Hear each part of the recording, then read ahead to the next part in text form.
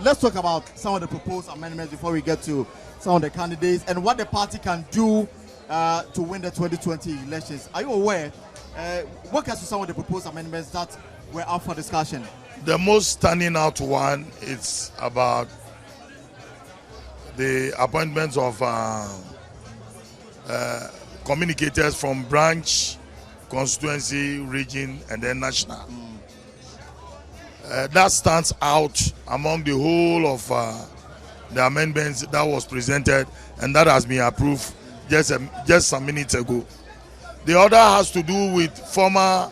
So what does it mean? So now what, you're going to be appointing communicators? Well, I don't know whether there was a resistance, because I saw on many of the NDC platforms people opposing to that amendment, that appointment for communicators will be done by the party from the branch to the national level. Okay. And there was misgiving about it. So I don't know what is going on. Outcome. I left the room, and I'm not a voter. Of course. So what we'll do is that we'll wait and get the final resolution of Congress. Yes. As far as some of these amendments are concerned. Apart from that, what are some of the the other concerns me, being a former regional chairman. You know, we were excluded from voting, and we also appealed to the National Executive Committee, which is the highest decision, second highest decision-making body, that there is the need for us also to be included, all former NEC members, that is the regional chairmen, secretaries, organizers, youth and women organizers, should also be included in any future voting. And that is precisely what has been done. For the, I don't know whether somebody tabled this, but for the MPP, you remember that some of their deputy positions are appointed. I don't know whether the NDC in the future. Yeah, I think that it's a way of doing the same thing, because in our constitution, for the purposes of having regional balances, a decision was taken at our last Congress that instead of electing 6 national vice chairmen, we will elect 3, and 3 will be appointed in order to fit into the regional balance. All right. Now, that is for Congress to decide.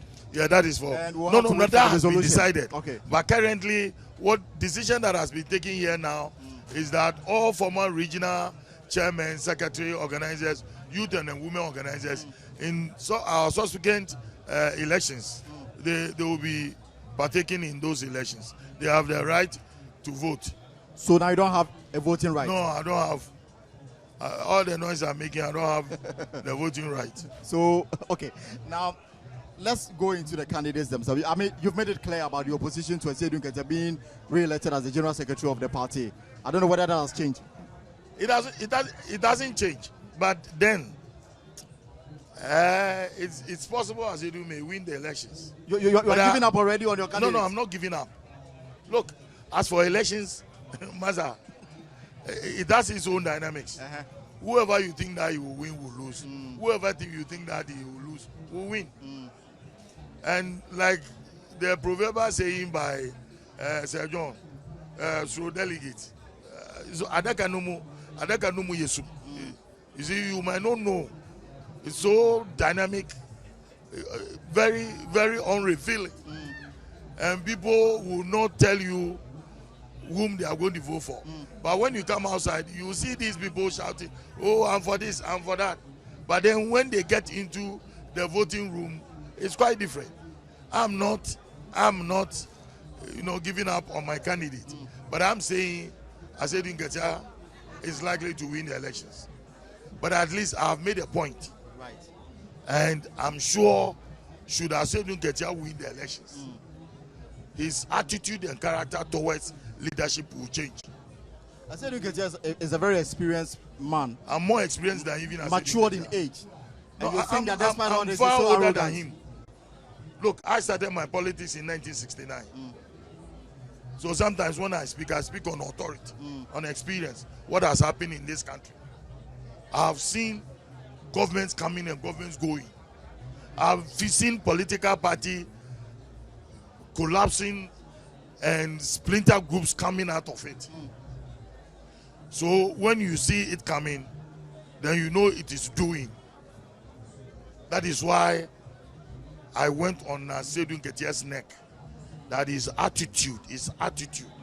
But I'm sure he will learn lessons out of it. But this is the first time you see Asiedu Nketia having posters, having T-shirts, going rounds. But the point remains that in your own estimation, if Mr. Asiedu Nketia is re-elected, it may pose a challenge for the party in their determination to win the 2020 And that is elections. why, you see, if he doesn't change that character, I don't think it will go well for us. Which character are you talking about? I have said it several times. Right now, we are on election grounds. I don't need to repeat these things. I'm okay with it. Today is an election day. There's no need to do an endorsement or for people to think that you are trying to run somebody down. No. Decisions has already been taken. Those who will vote for whoever, they have taken their decisions. Is this personal? It is not personal. It is not personal. It is trying to heal. Because I see a lot of anger when it comes to you talking about Mr. Johnson Asiedu Nketia. Oh, no. I'm so close and fine. I'm free with Asiedu. No, don't think that I have a personal hatred for him. No. I like him. Yeah, he's been good. I mean, as an administrator, he's good. But I say there are certain aspects of him that he needs to change. And nobody was challenging him. And some of us will come out and say the truth. Apart from Asiedu Nketia and the crop of people who are up for election, let's start from the national chair. No, your preference. I said that. You've already said who is your candidate. No, you know it. I say today, currently, as we are here, I will never endorse or never campaign for anybody. But you've done it publicly before. Yeah, before. So in the minds of so people, those who will hear. Allotey Jacobs is for Huduyaya. It doesn't matter what you say now. What I'm saying now is that, look, I don't want to hurt any candidate. I have done my projections. I have endorsed. And currently, whilst elections is about to take place, I will never hurt anybody. So I won't campaign for anybody. Right. But in terms of competence and the person's ability to lead a party into 2020, because all those contesting are competent in contesting for those positions. But for the political mathematics to work so well, sometimes you need some balances. Yes, everybody. To get things done right. I don't believe as an experienced politician, I don't what believe, would be your recommendation? You see, in terms of the structure of the party. I don't believe into a presidential I don't believe in balances, because you are also trying to incorporate in those saying that there is the need for regional balances. I don't believe in those things. Kind of politics you see, here, NDC, when it comes to flag bearership, we are one way. Until President Mahama will hold somebody's hand and say that I'm done, so go for this man, everybody will go for him. So is a done deal for John Mahama in December? 90% of the votes. Look, you see, if you don't support Mahama, then you are either a witch or a wizard. But this is the same person who supervised your heaviest defeat in the history of elections in this country. Heroes or commanders who fall rises up to win battles. So that is not the end of Mahama. It is rather the beginning of Mahama and the greater things for the NDC. 8 years and it's still beginning. No, 4 years, not 8 years. Vice president and you for see no. Look, when you are a vice president, you are not in charge. When you are vice president, you are not in charge. When you are president, you are in charge. And he was in charge for 4 years. The dynamics has changed. 4 years, he lost elections. We sincerely believe that he will win again the election 2020. That is the dynamics of the 4 years. We've moved from 8 years to 4 years. So Mahama is winning the 2020 elections hands down. Based on what facts? Oh, I don't need to tell you.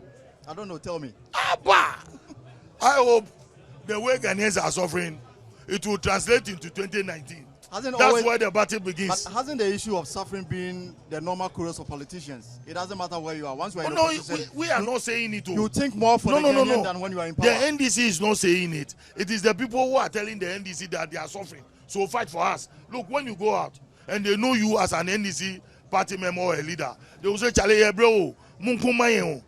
Then I tell them, but you people went also, then I tell them, look, in politics, I don't know. It's not part of political vocabulary. So when you say, oh, menu minwa, next time you learn lessons. But I tell you, the vote that we lost in 2016, we will even have more in 2020. What caused Don't be that? surprised. Okay, let me ask personally, because you from the central region. Yes. You've lost so many seats. Oh, it has happened before. It happened in 2004. What caused that tsunami? We lost almost 10 seats, and we came back winning 11 seats, and we've lost 12 seats. I can tell you on fact that come 2020, we may win about 17 seats. You think that the MPP may do just one term? Oh, it is one term. I'm telling you, the dynamics has changed. So if NDC has lost and Nana Akufo-Addo has won 2016, we're also coming to win 2020. Then it will be a draw. Then in 2024, we will see who will be coming with a new candidate. It won't be John Mahama. Right. Because when John Mahama wins the 2020, he will do just 4 years. Yes, it is there that will be crucial for the party to come out again with the likeness of John Mahama. Isn't it the more reason why a candidate outside of the established one should emerge, so that the person, if elected, can go the full haul? I've told you, we have a kind of a tradition, a kind of a psyche, that if it is President Rawlings, if it's John Atamos, it's John Atamos. Now, currently, it's John Mahama. And I'm saying that people will not go for anybody than John Mahama. Your founder left moments after his speech. This is the biggest platform for the NDC, yet he will not sit through till the end. No, he just gave us an advice. Yeah, that you should listen more to yourself. Yes, and it's all about... What is your understanding of that advice? Those we are going to vote into office, so we should be listening to ourselves. We shouldn't clamor that, oh, all things are easy and that will come 2020. No, we are going to work harder. That's why I'm expecting that after these elections, the new National Executive Committee members will incorporate all those who contested and put them on various committees so that we gather ourselves to make sure we win the 2020 elections. All right, Mr. Allotey, I'm going to let you go. Let me ask you your final question. Most definitely, like you yourself said, it is possible that Johnson Asiedu Nketia may emerge victorious in the General Secretaryship position. Once the dust is settled and the party is looking forward into 2020, what kind of expectation would you want to see from them as they go on? No, Asiedu Nketia can deliver. And since we are going to have new faces at the National Functional Executive Committee, I'm sure he will be whipped in line and we will all ensure victory for the NDC. He's General Secretary. Do you expect a sudden turnaround as far as his character is concerned? Well, I wouldn't say that because... Or maybe you think that opposition may humble him. No, he's been at that post. He's been at that post. And for the first time seeing Asiedu Nketia campaigning throughout the whole country, tells you there's a change. There's a change in that direction. And therefore, there's the need for him now to be part and parcel of the team that is going to be elected. So that there's no overlord. He will not overlord over anybody, but will incorporate himself with all the people that are going to be elected into office to ensure victory for us. And I'm sure this time there will be some vibrancy in the National Executive Committee and the party will be stronger. Because you see, I always keep on saying that when you have a strong party and even you have a weak candidate, you are bound to win elections. It is the party that makes one to be a president, because it is the party that organizes, rallies, whatever, to ensure your victory. But